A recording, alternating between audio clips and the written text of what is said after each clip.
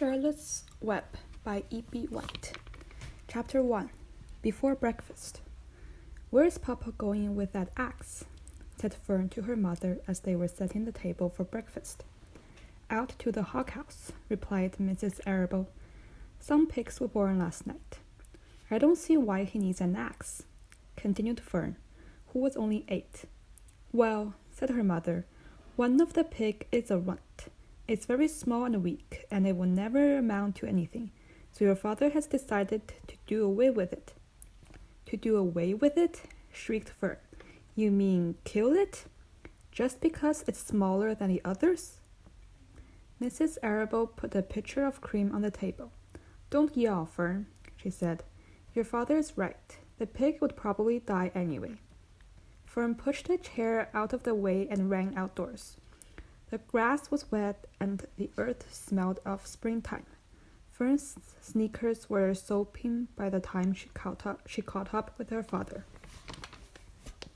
"Please don't kill it," she sobbed. "It's unfair." Mr. Arable stopped walking. "Fern," he said gently, "you will have to learn to control yourself."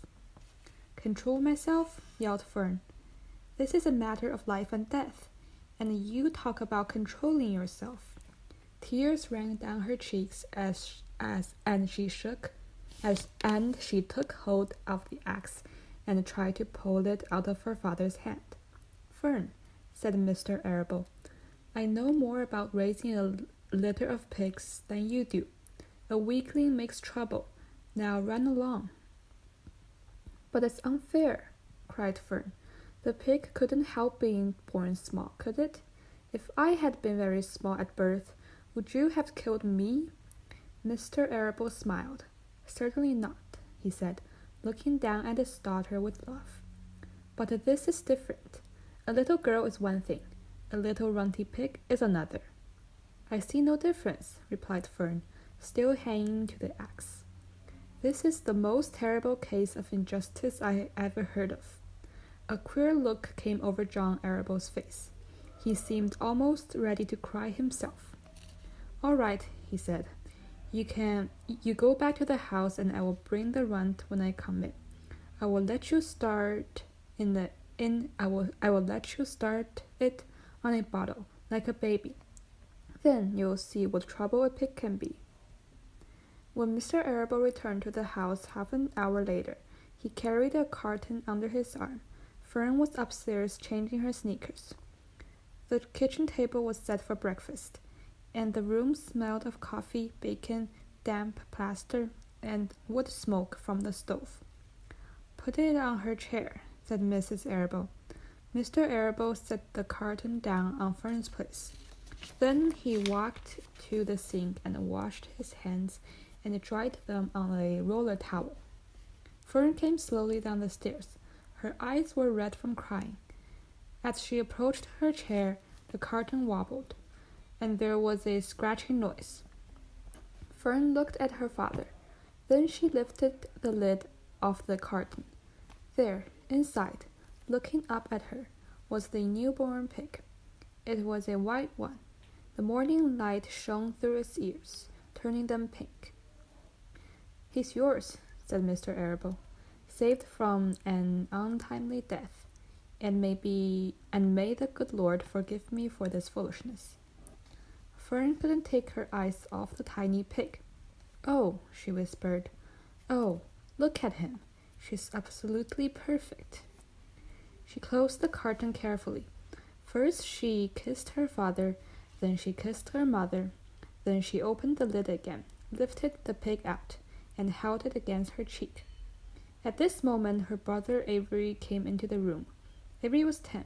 He was heavily armed, in an air rifle in one hand, a wooden dagger in the other. "What's that?" he demanded. "What's Fern got?" "She's got a guest for breakfast," said Mrs. Arable. "Wash your hands and face, Avery." "Let's see it," said Avery, setting his gun down. "You call that miserable thing a pig? That's a fine specimen of a pig. It's no bigger than a white rat." "Wash up and eat your breakfast, Avery," said his mother. "The school bus will be along in half an hour." Can I have a pig too, Pop? Asked Avery. No, I only distribute pigs to early risers, said Mr. Arable. Fern was up at daylight, trying to rid the world of injustice. As a result, she now has a pig. A small one, to be sure, but nevertheless a pig. It just shows what can happen if a person gets out of bed promptly. Let's eat. But Fern couldn't eat until her pig had had a drink of milk. Mrs. Arable found a baby's nursing bottle and a rubber nipple. She poured warm milk into the bottle, fitted the nipple over the top, and handed it to Fern. Give him his breakfast, she said. A minute later, Fern was seated on the floor in the corner of the kitchen with her infant between her knees, teaching it to suck from the bottle. The pig, although tiny, had a good appetite and caught on quickly. The school bus honked from the road. Run, commanded Mrs. Arable, taking the pig from Fern and slipping a donut in her hand. Avery grabbed his gun and another donut. The children ran out to the road and climbed into the bus. Fern took no notice of the others in the bus. She just sat and stared out of the window, thinking what a blissful world it was, and how lucky she was to have entire charge of a pig. By the time the bus reached school, Fern had named her pet, selecting the most beautiful name she could think of. Its name is Wilber, she whispered to herself. She was still thinking about the pig when the teacher said, Fern, what is the capital of Pennsylvania? Wilber, replied Fern, dreamily. The pupils giggled. Fern blushed. Chapter 2. Wilber. Fern loved Wilber more than anything. She loved to stroke him, to feed him, to put him to bed. Every morning, as soon as she got up, she warmed his milk, tied his bib on, and held the bottle for him. Every afternoon, when the school bus stopped in front of her house, she jumped out and ran to the kitchen to fix another bottle for him. She fed him again at supper time, and again just before going to bed. Mrs. Arable gave him a feeding around noontime each day, when Fern was away in school. Wilbur loved his milk, and he was never happier than when Fern was warming up a bottle for him. He would stand and gaze up at her with adoring eyes.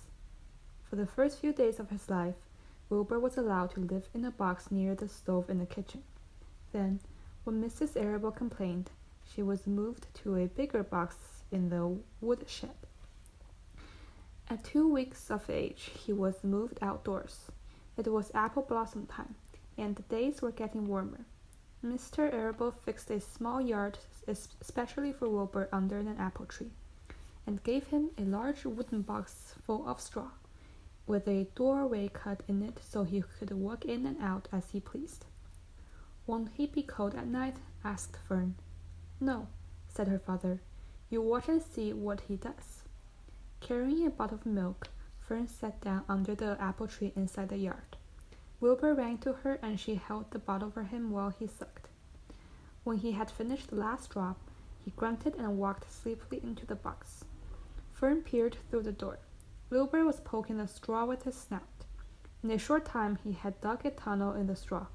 He crawled into the tunnel and disappeared from sight, completely covered with straw. Fern was enchanted. It relieved her mind to know that her baby would sleep covered up and would stay warm. Every morning after breakfast, Wilbur walked out to the road with Fern and waited with her till the bus came. She would wave goodbye to him and he would stand and watch the bus until it vanished around the turn. While Fern was in school, Wilbur was shut up inside his yard, but as soon as she got home in the afternoon, she would take him out and he would follow her around the place. If she went into the house, Wilbur went too. If she went upstairs, Wilbur would wait at the bottom step until she came down again. If she took her doll for a walk in a doll carriage, Wilbur followed along. Sometimes on these journeys, Wilbur would get tired, and Fern would pick him up and put him in the carriage alongside the doll. He liked this.